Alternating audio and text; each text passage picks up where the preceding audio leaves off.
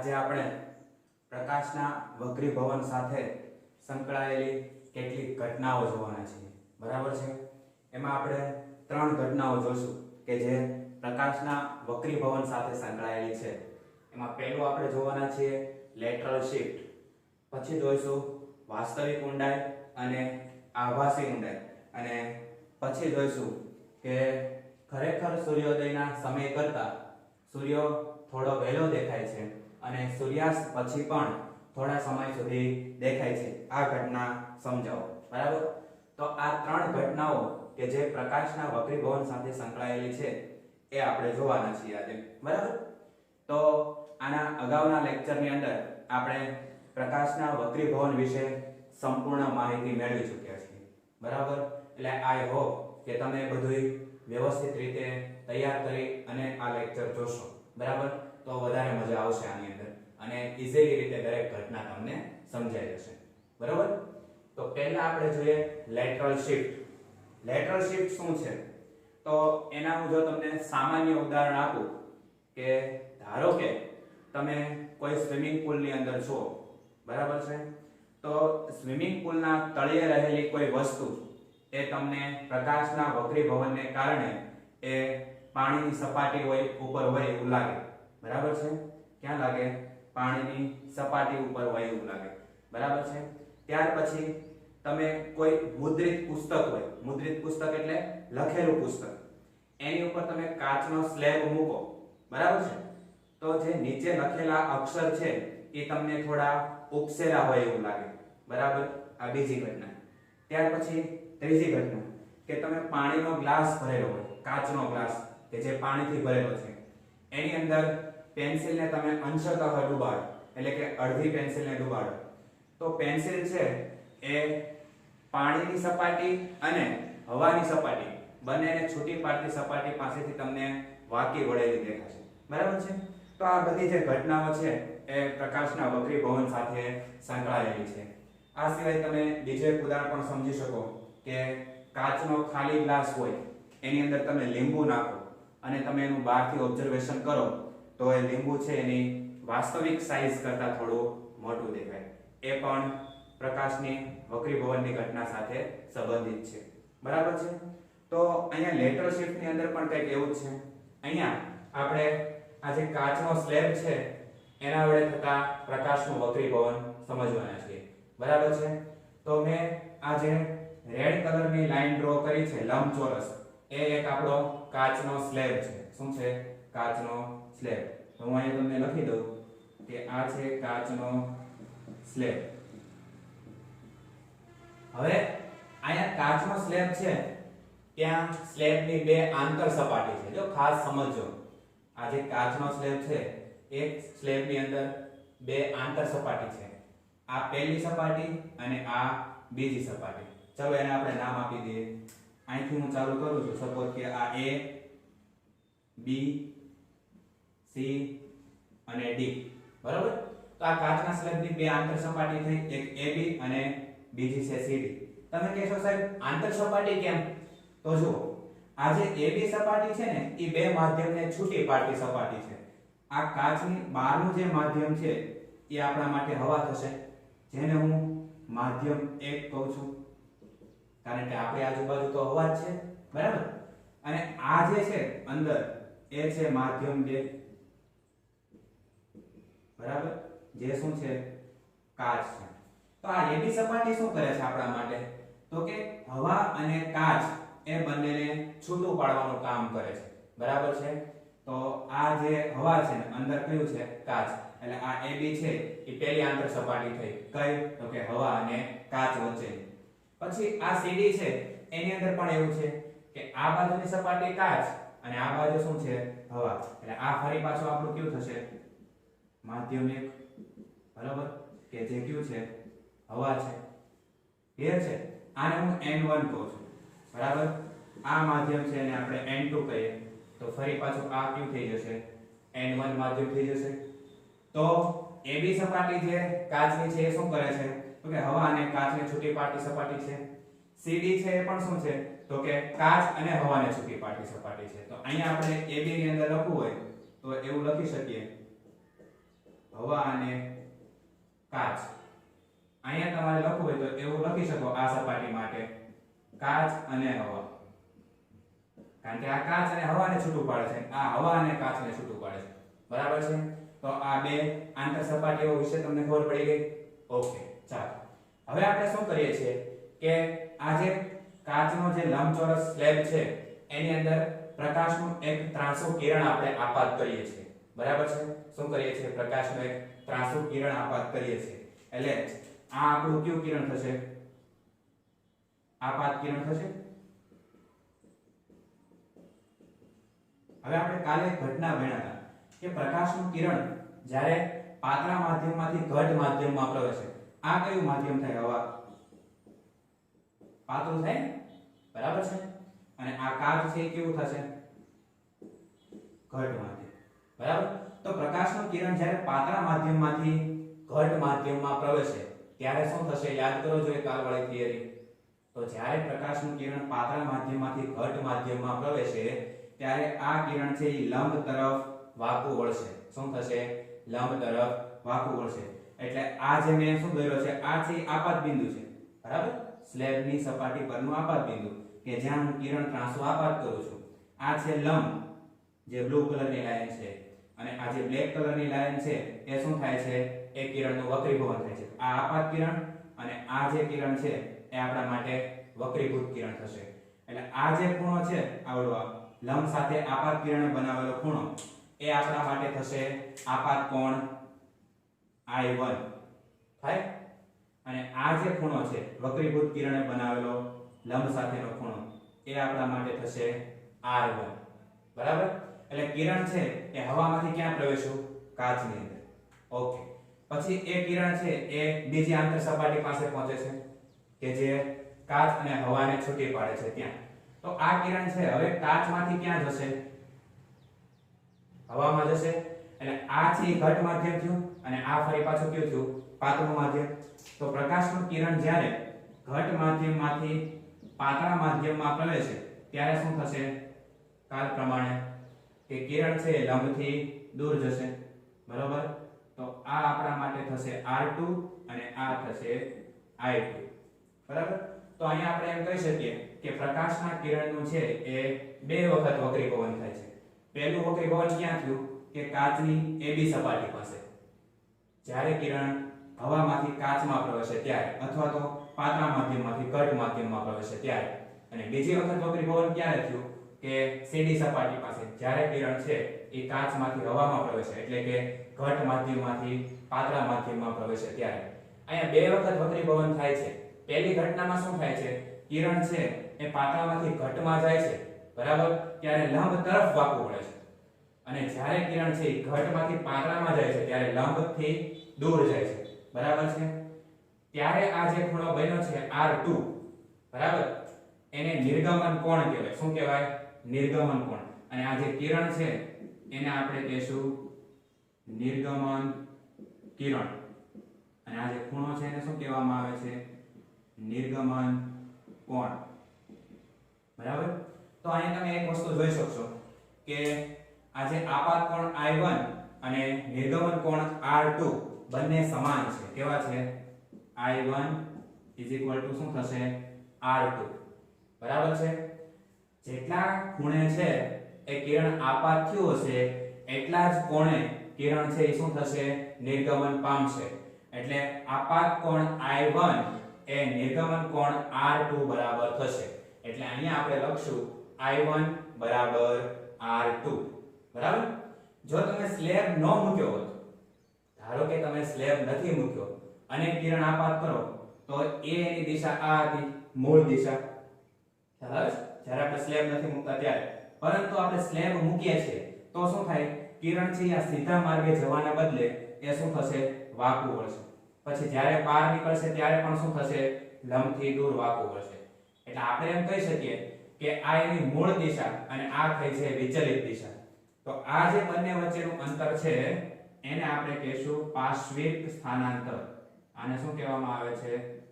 પાર્શ્વિક સ્થાનાંતર, જેને ઇંગ્લિશમાં આપણે લેટરલ શિફ્ટ કહીએ છીએ. Lateral shift. ટૂંકમાં કહેવાનો મતલબ એવો કે જ્યારે તમે કાચનો સ્લેબ નથી મૂકતા ત્યારે કિરણ છે સીધા માર્ગે ગતિ કરે, પણ જેવો સ્લેબ મૂકો એટલે કિરણ છે એ સીધા માર્ગે ગતિ કરતું નથી, પણ શું થાય છે એના સ્થાનમાં થોડો ફેરફાર થાય છે.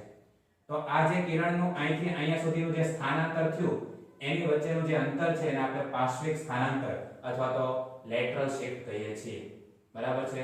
આખો આઈડિયા મગજમાં ક્લિયર થઈ ગયો કે લેટરલ શિફ્ટ કોને કહેવાય. ફરી એક વખત તમને સમજાવી દઉં છું કે આપણે અહીંયા કાચનો એક સ્લેબ લીધો છે. બરાબર છે? કાચના સ્લેબને મેં 4 બિંદુ નામ આપ્યા છે A B C D. બરાબર? અહીંયા કાચના સ્લેબને બે આંતર સપાટી છે, એક AB છે અને બીજી CD. આ AB સપાટી છે એ શું કરે છે? હવા અને કાચને છૂટી પાડતી સપાટી. અને આ CD છે એ શું છે? કાચ અને હવાને છૂટી પાડતી સપાટી છે. પછી આપણે શું કરીએ છીએ કે પ્રકાશનું કિરણ છે એ હવામાંથી કાચમાં પ્રવેશે છે, અથવા તો આપણે એમ કહી શકીએ કે માધ્યમ 1 માંથી માધ્યમ 2 માં પ્રવેશે, અથવા તો તમે એમ બોલી શકો કે પાતળા માધ્યમમાંથી ઘટ માધ્યમમાં પ્રવેશે છે. ત્યારે પ્રકાશ છે એ સીધા માર્ગે ગતિ કરવાને બદલે શું થાય છે? વાંકો વળે છે અને પાતળામાંથી ઘટમાં જાય છે એટલે લંબ તરફ વાંકો વળે છે.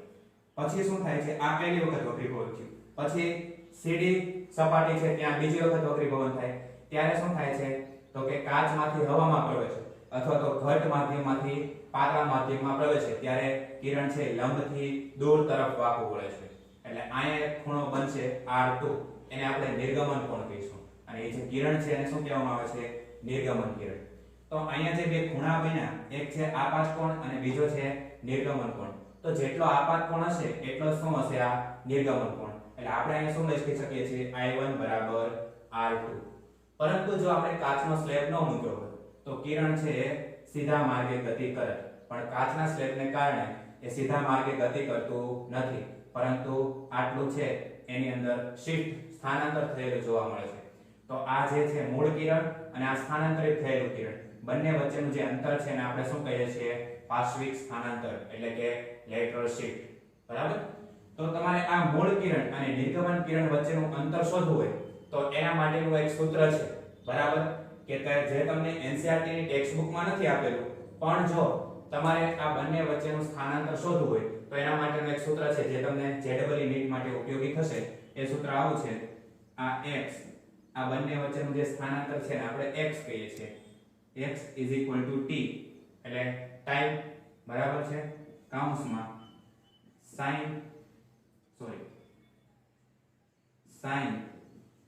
કૌંસમાં આપાત કોણ I1 માઈનસ વક્રીભૂત કોણ R1 છેદમાં cos R1.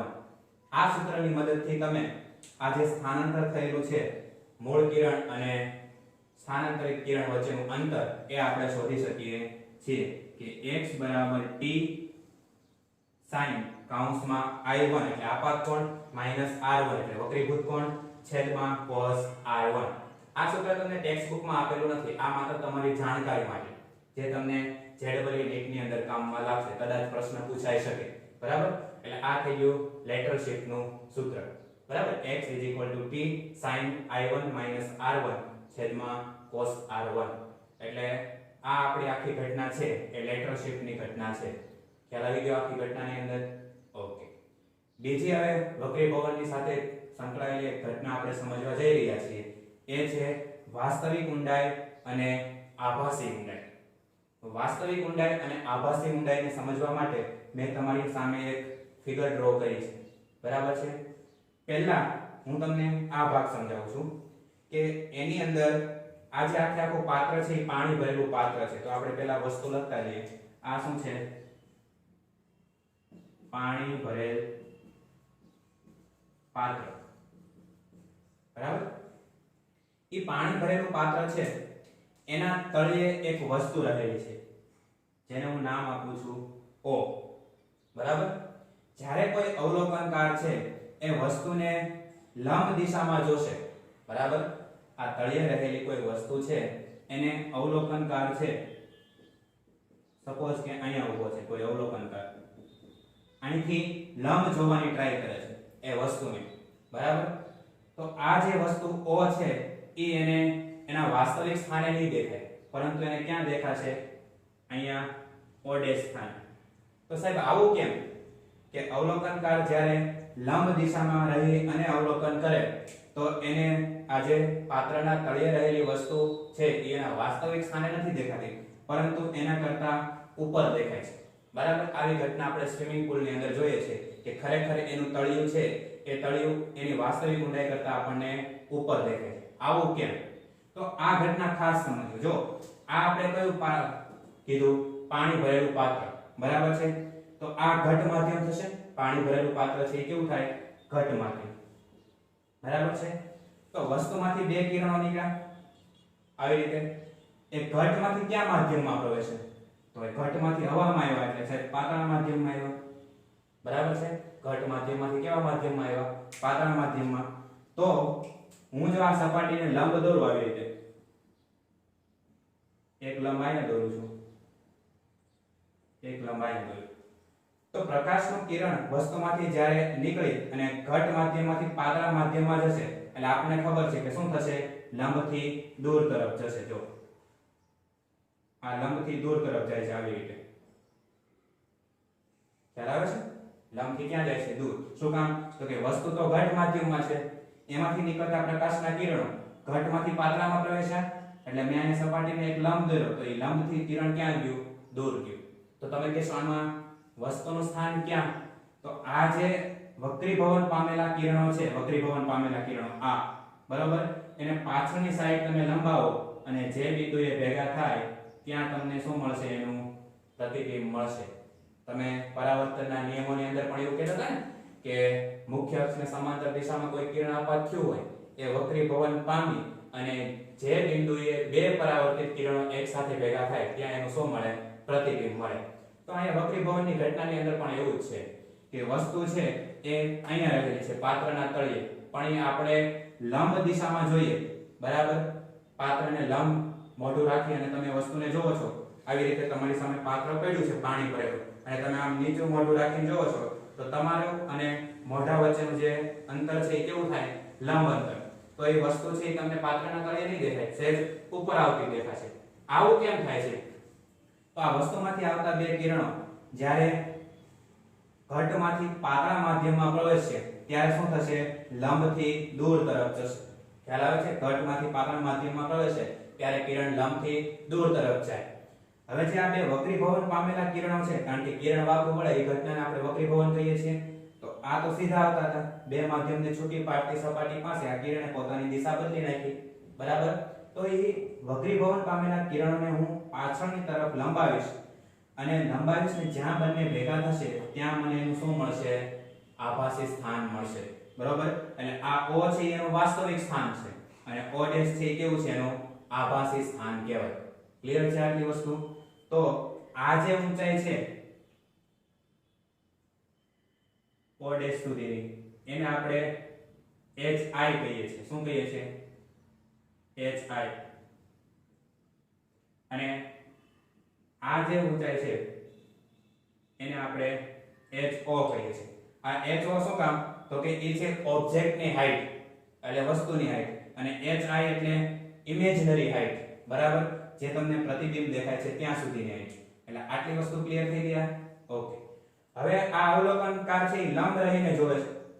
ધારો કે અવલોકનકાર છે એ ત્રાંસુ અવલોકન કરે તો આવી રીતે ત્રાંસો અહીંયા અવલોકનકાર ઉભો હોય તો ચલો અવલોકનકાર અહીંયા છે. બરાબર, અને આમ ત્રાંસો ઉભો રહી અને અહીંયા પાત્રના તળિયે કોઈ વસ્તુ પડી છે, ઓબ્જેક્ટ O, એનું અવલોકન કરે છે. તો આ O નું વાસ્તવિક સ્થાન છે એને ક્યાં જોવા મળશે? અહીંયા O ડેશ પાસે. બરાબર છે. હવે અહીંયા કેવી ઘટના બને કે વસ્તુમાંથી નીકળતા બે કિરણો, બરાબર છે, અહીંયા પણ શું થશે કે ઘટમાંથી પાતળા માધ્યમમાં પ્રવેશે છે. તો હું અહીંયા એક સપાટીને લંબ દોરીશ આ રીતે, એક અહીંયા લંબ દોરીશ તો એ પણ લંબથી શું થાય છે? દૂર જાય છે. બરાબર, અને જે વાંકા વળવાની ઘટના છે એને આપણે શું કહીએ છીએ? વક્રીભવન. તો આ વક્રીભવન પામતા બે કિરણોને હું પાછળની તરફ લંબાવીશ તો વાસ્તવિક સ્થાન અહીંયા મળશે અને આભાસી સ્થાન મને O ડેશ બિંદુ પાસેથી જોવા મળશે. બરાબર છે. એટલે તમે વસ્તુનું અવલોકન ગમે એ દિશામાં રહીને કરો, પાત્રને લંબ રહીને કરો કે પાત્રથી થોડા દૂર એટલે ત્રાંસુ અવલોકન કરો, એ તમને જે વસ્તુ તળિયે પડેલી છે એ ક્યાં દેખાશે? ઉપર ઉપસેલી હોય એવી જ દેખાશે, બરાબર? વાસ્તવિક સ્થાન આપણને નહીં જોવા મળે, પણ એનું કયું સ્થાન જોવા મળશે? આભાસી સ્થાન જોવા મળશે. તો અહીંયા પણ ઓડેશ સુધીની જે હાઈટ છે એ આપણા માટે ઇમેજ હાઈટ જ છે, એને આપણે hi કહીશું. અને આ જે છે એ કઈ હાઈટ છે? એ છે આપણા માટે ho, બરાબર? hi ઇમેજ હાઈટ જે તમને વાસ્તવિક સ્થાન કરતા આભાસી સ્થાને વસ્તુ જોવા મળે છે, અને આ ho છે એ વાસ્તવિક હાઈટ એની ઓબ્જેક્ટની હાઈટ, બરાબર? તો આ રીતે આપણે આખી વાસ્તવિક ઊંડાઈ અને આભાસી ઊંડાઈ આપણે જોઈ શકીએ છીએ. એટલે આ o છે એ વસ્તુની વાસ્તવિક ઊંડાઈ છે, અને ઓડેશ છે એ વસ્તુની આભાસી ઊંડાઈ છે કે જે આપણને દેખાય છે. ખરેખર તળિયું છે એ આપણને દેખાતું નથી, પણ એના કરતા વસ્તુ ઉપર દેખાય છે. એ કોના કારણે? તો કે પ્રકાશના વક્રીભવનને કારણે. હવે તમારે એવું શોધવું છે કે વાસ્તવિક ઊંડાઈ કરતા મને કેટલી ઊંચી છે એ વસ્તુ દેખાય, મતલબ કે પાત્રથી આભાસી ઊંડાઈ કેટલી ઊંડી છે એ મારે શોધવી હોય તો એના માટેનું એક સૂત્ર છે કે hi, જ્યારે કિરણ છે પાતળા માધ્યમમાંથી ઘટ માધ્યમમાં જતું હોય ત્યારની વાત કરીએ. ચાલો, પાતળામાંથી ઘટ માધ્યમમાં છે એ તમે ઓબ્ઝર્વેશન કરતા હોય, તમે ક્યાંથી કરો? પાતળામાંથી ઘટમાં જ કરો છો, બરાબર છે? ત્યારે તમારે આ ઓડેશ છે એની તમારે હાઈટ શોધવી હોય કે પાત્રથી કેટલી ઊંડી મને વસ્તુ દેખાય છે એની વાસ્તવિક ઊંડાઈ કરતા, તો એના માટેનું સૂત્ર છે hi છેદમાં ho બરાબર n પાતળું અને છેદમાં આવશે n ઘટ. હવે જો આ વસ્તુ ખાસ સમજો, તમારે શોધવાનું શું છે?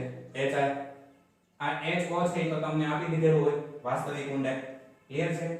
આ n છે એ પાતળું એટલે હવાનો વક્રીભવનાંક તમારે ત્યાં લેવાનો જે 1 છે, બરાબર? અને n છે એ ઘટ માધ્યમ છે એટલે ઘટ માધ્યમ તરીકે અહીં પાણી ભરેલું પાત્ર છે અને પાણીનો વક્રીભવનાંક 1.33 છે, બરાબર છે? તો આ તમને n પાતળા માધ્યમનો વક્રીભવનાંક આપેલો હોય, ઘટ માધ્યમનો વક્રીભવનાંક આપેલો હોય, વાસ્તવિક ઊંડાઈ પણ આપેલી હોય, તો આરામથી તમને શું મળી જાય?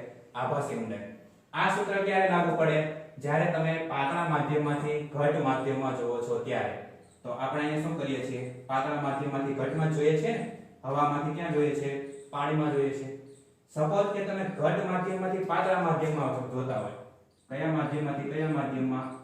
ઘટમાંથી પાતળા માધ્યમમાં. તો સૂત્રમાં ફરક એટલો પડશે hi છેદમાં ho બરાબર n ઘટ છેદમાં n પાતળું. આટલો ફરક પડશે. અહીંયા પાતળું ઉપર ને ઘટ નીચે, અહીંયા ઘટ ઉપર ને પાતળું નીચે, બરાબર? તો જ્યારે તમે પાતળા માધ્યમમાંથી ઘટ માધ્યમમાં જોતા હોય ત્યારે તમારે આભાસી ઊંડાઈ શોધવી હોય તો સૂત્ર આ વાપરવાનું hi ના છેદમાં ho બરાબર n પાતળા માધ્યમનો વક્રીભવનાંક છેદમાં n ઘટ માધ્યમનો વક્રીભવનાંક, અથવા તમે n1 ના છેદમાં n2 પણ કહી શકો, બરાબર? પછી ઘટ માધ્યમમાંથી પાતળા માધ્યમમાં જોતા હોય એટલે આપણે એમ કેવું તો કહી શકાય કે કાચમાંથી આપણે હવામાં જોઈએ અથવા તો પાણીમાંથી હવામાં જોઈએ છે, ત્યારે શું આવશે? hi ના છેદમાં ho બરાબર n ઘટ માધ્યમનો વક્રીભવનાંક છેદમાં n પાતળા માધ્યમનો વક્રીભવનાંક. તો આટલી ઈઝી રીતે છે એ આપણે તમે વાસ્તવિક ઊંડાઈ ઉપરથી આભાસી ઊંડાઈ શોધી શકો છો, બરાબર છે? એટલે વાસ્તવિક ઊંડાઈ અને આભાસી ઊંડાઈનો આઈડિયા છે મગજમાં ક્લિયર થઈ ગયો. ફરી એક વખત સમજી લઈએ આપણે ઝડપથી, બરાબર? આ એક પાણી ભરેલું પાત્ર છે, પાત્રના તળિયે છે એ કોઈ એક વસ્તુ રહેલી છે જેને મેં o નામ આપ્યું છે, જે એની વાસ્તવિક ઊંડાઈ છે. અવલોકનકાર છે એ પાત્રને લંબ રહી અને તળિયે રહેલી વસ્તુ o નું છે નિરીક્ષણ કરે છે, તો એને એની વાસ્તવિક ઊંડાઈ કરતા સહેજ ઉપરની તરફ છે વસ્તુ દેખાય છે. આમ થવા પાછળનું કારણ શું? તો કે વસ્તુમાંથી આવતા પ્રકાશના કિરણો છે એ ઘટ માધ્યમમાંથી પાતળા માધ્યમમાં પ્રવેશે છે, ત્યારે બે માધ્યમને છૂટી પાડતી જે સપાટી છે ત્યાંથી કિરણ છે એ લંબથી દૂર તરફ વાંકું વળે છે, જેને આપણે વક્રીભવન કહીએ છીએ. હવે વક્રીભવન પામેલા બે કિરણોને હું પાછળની તરફ લંબાવું અને બે કિરણો વક્રીભવન કિરણો જ્યાં ભેગા થાય ત્યાં મને એની ઓડેશ એટલે કે આભાસી ઊંડાઈ મળશે. તો પાત્રથી એના તળિયા સુધીની ઊંડાઈ એને આપણે ho કહીએ છીએ, અને પાત્રથી એટલે કે અવલોકનકારથી આ જે ઓડેશ છે ત્યાં સુધીની ઊંડાઈ એને આપણે hi કહીએ છીએ. આ થઈ ઓબ્જેક્ટ હાઈટ, આ થઈ ઇમેજનરી હાઈટ. વાસ્તવિક ઊંડાઈ અને આભાસી ઊંડાઈ. સપોઝ કે અવલોકનકાર છે એ ત્રાંસો રહીને કોઈ વસ્તુનું અવલોકન કરે છે તો પણ એને વસ્તુ છે વાસ્તવિક ઊંડાઈ કરતા ક્યાં જોવા મળશે? એની આભાસી ઊંડાઈ જ જોવા મળશે. એમાં પણ સેમ ઘટના કે વસ્તુમાંથી આવતા બે કિરણો છે એ શું થશે કે બે માધ્યમને છૂટી પાડતી સપાટી પાસેથી પોતાની દિશા બદલાવશે અને એ બદલેલી દિશાના કિરણોને હું પાછળની તરફ લંબાવીશ તો મને ઓડેશ પાસે ભેગા થતા જોવા મળશે. ત્યાં મને શું મળશે? આ વાસ્તવિક ઊંડાઈની આભાસી ઊંડાઈ મળશે. બરાબર છે? અને એ બંને તમારે શોધવું હોય તો જ્યારે તમે પાતળા માધ્યમમાંથી ઘટ માધ્યમમાં જાવ છો ત્યારે HI/HO બરાબર n પાતળો છેદમાં n ઘટ અને ઘટમાંથી પાતળા માધ્યમમાં જાઓ ત્યારે HI/HO બરાબર n ઘટ છેદમાં n પાતળો. સમજાઈ ગઈ આ ઘટના? ઓકે. ત્રીજી એક રસપ્રદ ઘટના એ છે કે ખરેખર સૂર્યોદયના સમય કરતા સૂર્ય થોડો વહેલો દેખાય છે અને સૂર્યાસ્ત પછી પણ થોડા સમય સુધી દેખાય છે. આ ઘટના સમજાવો. હવે જો વક્રીભવનની ઘટનાને કારણે આપણે એમ કહી શકીએ કે અવકાશની અંદર ઘણી બધી છે એ રસપ્રદ ઘટનાઓ જોવા મળે છે. જેમ કે એક તો આપણે આ સૂર્યનું ઉદાહરણ લઈએ કે સૂર્ય છે એ ખરેખર સૂર્યોદય કરતા 2 મિનિટ વહેલો અને ખરેખર સૂર્યાસ્ત કરતા 2 મિનિટ મોડા સુધી દેખાય છે. પછી બીજી ઘટના આપણે તારાઓ જે ટમટમે છે એ પણ વક્રીભવનને કારણે સમજી શકીએ. ત્યાર પછી તમે રસ્તા ઉપર જુઓ છો મરીચિકા, મૃગજળ, બરાબર છે? જેને આપણે મરીચિકા કહીએ છીએ ને રસ્તા ઉપર જે તમે ઉનાળાની અંદર જતા હોય અને પાણી જેવું તમને રસ્તામાં દેખાય છે દૂર દૂર, એ મરીચિકા મૃગજળની ઘટના. ત્યાર પછી અવકાશની બીજી ઘટના કે સૂર્યોદય અને સૂર્યાસ્ત સમયે સૂર્ય છે એ સહેજ ચપટો થઈ જાય, તમે અનુભવ કર્યો હશે. ત્યાર પછી આકાશ છે એ આપણને ભૂરા રંગનું દેખાય છે, બરાબર? ત્યાર પછી પૂનમનો ચાંદ જ્યારે ઉગતો હોય ત્યારે અને આથમતો હોય ત્યારે એ તમને થોડોક લાલાશ પડતો દેખાય છે. તો આ દરેકે દરેક જે અવકાશીય રસપ્રદ ઘટનાઓ છે એ બધી આપણને વક્રીભવના ઉપરથી સમજવા મળે છે, બરાબર? પણ એ બધાની ચર્ચા આપણી બુકની અંદર નથી કરી, માત્ર આપણે સમજવાનું છે આ સૂર્યની ઘટના. બાકીની ઘટના તમે 10th સ્ટાન્ડર્ડની અંદર ભણીને જાઓ છો, બરાબર છે? તો અહીંયા આપણે આ સૂર્ય વિશે થોડું સમજી લઈએ. આ પણ ઘટના તમે આગળ સમજી ગયા છો. તો પહેલા આપણે આકૃતિની અંદર આ જે વચ્ચેનો ભાગ છે આપણી પૃથ્વી છે, બરાબર? પૃથ્વીની આજુબાજુ મેં રેડ કલરનું જે ડોટેડ લાઈન વડે સર્કલ બતાવ્યું છે એ છે પૃથ્વીની આજુબાજુનું વાતાવરણ, બરાબર? એ શું છે? પૃથ્વીની આજુબાજુનું વાતાવરણ. આ જે છે બ્લુ કલરની લાઈન એ છે ક્ષિતિજ, બરાબર?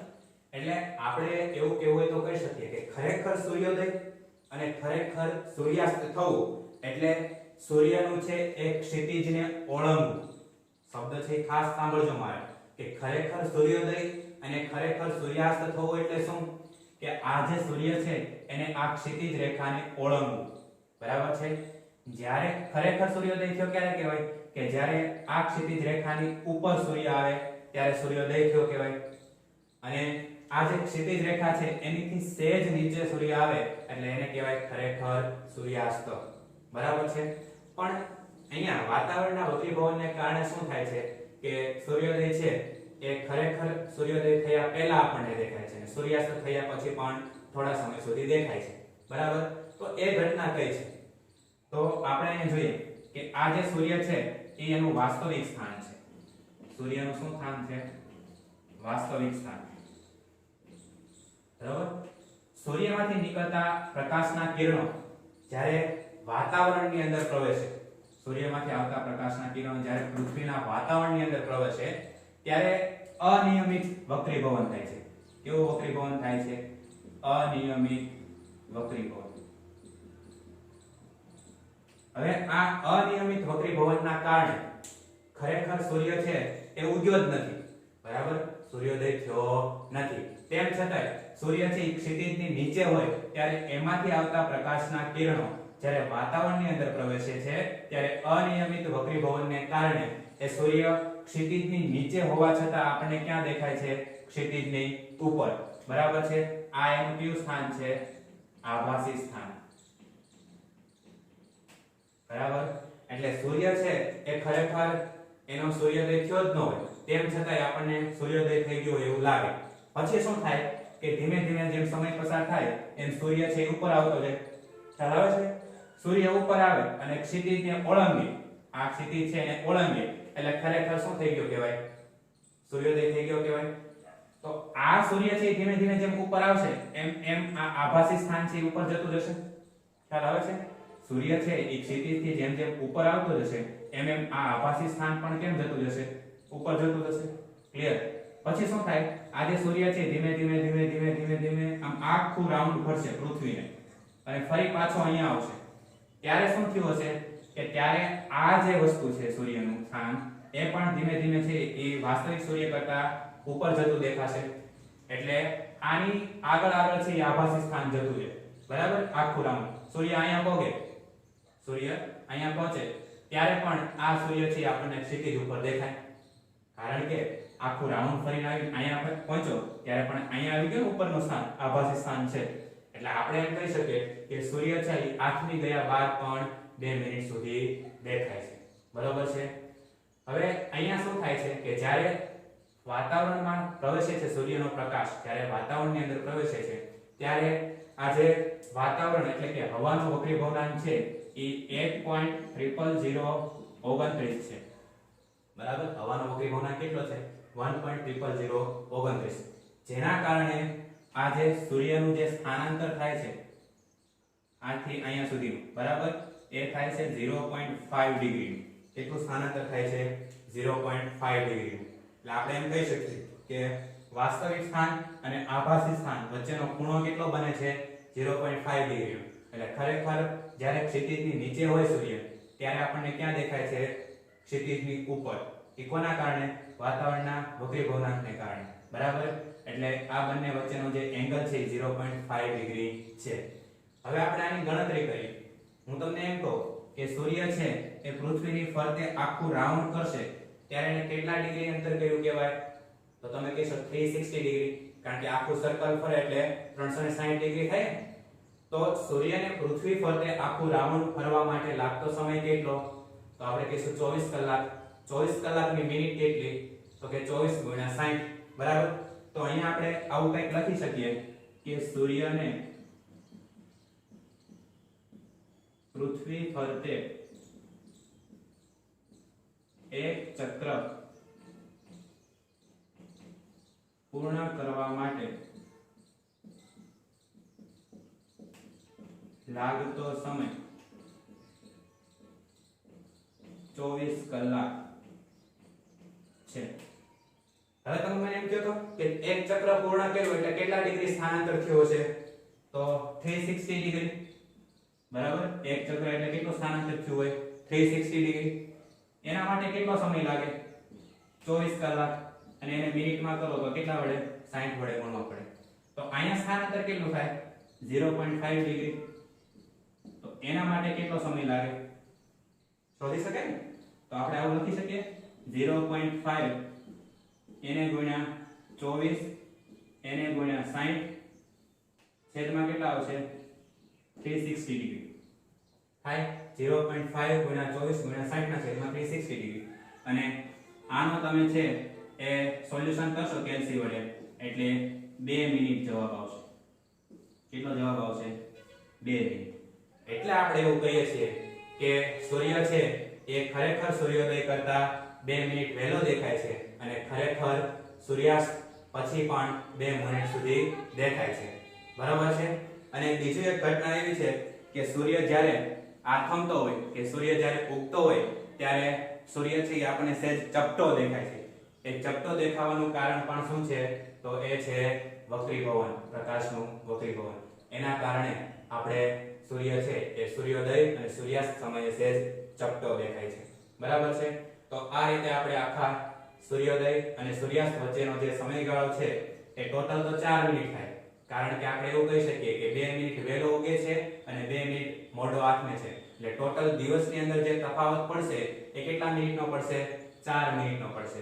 2 મિનિટ ઉગવા માટે અને 2 મિનિટ છે આથમવા માટે. બરાબર છે? તો આ રીતે આપણે ઘટના આખી સમજી શકીએ. ફરી એક વખત સમજાવી દઉં છું કે આ વચ્ચેનું છે એ આપણા માટે પૃથ્વી છે, એની આજુબાજુ વાતાવરણ છે, આ વચ્ચેની જે અક્ષ છે એ ક્ષિતિજ છે. હવે ખરેખર સૂર્યોદય થવો એટલે શું અથવા તો સૂર્યાસ્ત થવો એટલે શું? તો કે ક્ષિતિજનું સૂર્યને ઓળંગવું. બરાબર. જ્યારે સૂર્ય ક્ષિતિજથી ઉપર આવશે ત્યારે ખરેખર સૂર્યોદય થયો કહેવાય, અને જ્યારે સૂર્ય છે એ ક્ષિતિજથી નીચે આવશે ત્યારે ખરેખર સૂર્યાસ્ત થયો કહેવાય. બરોબર. પરંતુ જ્યારે પ્રકાશનું કિરણ, સૂર્યમાંથી આવતો પ્રકાશનું કિરણ એ પૃથ્વીના વાતાવરણમાં પ્રવેશે છે ત્યારે એના વક્રીભવનને કારણે, બરાબર છે, એ વાસ્તવિક સ્થાન છે એની અંદર કેટલું સ્થાનાંતર જોવા મળે તમને?